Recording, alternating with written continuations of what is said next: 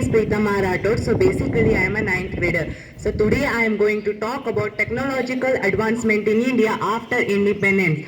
So, however, India got independence on 15th August of 1947. As you know, in this year 2025, we are going to celebrate 79th Independence Day. So, the great freedom fighters have fought against British. So, British basically ruled for approximately 200 years, which is literally 2 centuries, my dear friends. So, but great freedom fighters like Mahatma Gandhi, Subhash Chandra Bose, Sardar Vallabhbhai Patel, and plenty of freedom fighters have lost their lives on this freedom movement. So I wish everyone happy Independence Day on this 79th Independence. But however, today I am going to talk about technological advancement in India after independence. So what does this phrase indicate? It conveys that what are the political landscape, transformation of economic structure, or it may be related to social environment that took place in India but after the independence. So first I would like to talk about ISRO's achievement. So what is ISRO? ISRO, Indian Space Research Organization. It's a basically space agency or a space department. So ISRO has took many missions. A plenty number of missions have been took by ISRO. What are they? Chandrayana 1, Chandrayana 2, Aryabhatta, Aditya, and plenty of missions have took by ISRO. My dear friends, among them some of the missions were failed. What type of missions they have failed? Chandrayana 1 was failed. What is the main reason to fail? Some technical issues have been arrived at, and overheating of that machine lead to failure of that machine. And Chandrayana 2 was failed. What is the main reason to fail? Vikram basically belongs to the space agency of ISRO, so he haven't done the soft landing on the moon's south pole at the last phase. But my dear friends, you know that failure is the first step of success. So later the India started to find his mistake. India didn't give up, he tried his best, and on August 23, 2023, India finally launched Chandrayana 3 successfully on the moon's south pole. So by being an Indian, I'm very proud of these things that ISRO has in the science field. The technology is going to reach in the peak of a mountain. So secondly, I would like to talk about economic structure of India. What is economic structure of India? So my dear friends, you know that economic structure of India was unexpected and unimaginable. What is that unimaginable? So in olden days, the India is called as Sone ki Chidiya. What is Sone ki Chidiya? Sone ki Chidiya is nothing but a bird which is made up of gold is compared to an Indian economic structure. So you can imagine that how richest country was India from all over the world. So basically, I think that everyone have go for bazaar, markets. But do you think that in olden days, what is the main reason for going to bazaars and market? The people used to purchase. So nowadays, the people are going to purchase some goods, household things, and all those things. Basically, it's the common sense question that I'm going to ask you. But in olden days, the people were used to purchase gold, diamond, and emerald, which was a precious. So you can imagine that how richest country was India in olden days. So later, the British have started to come, the Portuguese have started to come, and approximately continuously or constantly 200 years, the Portuguese and the British have looted a huge amount of wealth and went for trading purpose through their countries, and plenty of things was happening in olden days.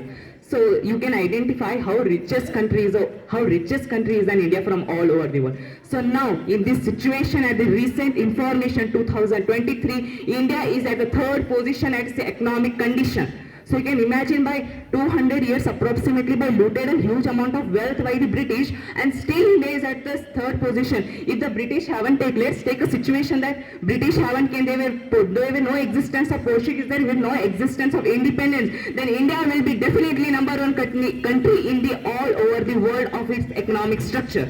So thirdly, I would like to talk about technology in the AI. Artificial intelligence. So my dear friends, as you know, I have earlier told that India is at the third position of its economy. So I am a Kannadiga, I have eaten the food of Kannadiga, I am with the Kannadiga, I am speaking with the Kannadiga. You all are a Kannadigas here. So I live in the Karnataka. What is the main reason? What does this phrase conveys? Means basically in Karnataka's Bengaluru urban city is one of the high-tech city. one of the high-tech city which comes under the top 20 citizens. So by being an Indian and by being Indian, I'm going to say that I'm very proud of this thing. So what is the main reason that Bengaluru city is one of the high-tech city? It is widely known as the Silicon Valley of Karnataka. Why it is a main reason to call means basically the presence of IT companies. What is IT companies? IT companies nothing but the information technological companies. And presence of skilled person, presence of talented person, infrastructure of road, infrastructure of buildings, infrastructure of factories, and approximately in India 74,400. In Bengaluru city, there are approximately 74,400 industries have been situated. So you can identify that how technology is going to reach in the peak of a mountain as in Karnataka's Bengaluru urban city. So now I would like to talk about some achievements that are done by India after the independence. It may represent in the field of technology or in the field of social environment. Firstly, chess. I hope that everyone know about the game chess. I hope that everyone know about the chess, and I hope some of the people are sitting here. I like that playing the chess. But can I ask that who is the youngest ever chess player in India?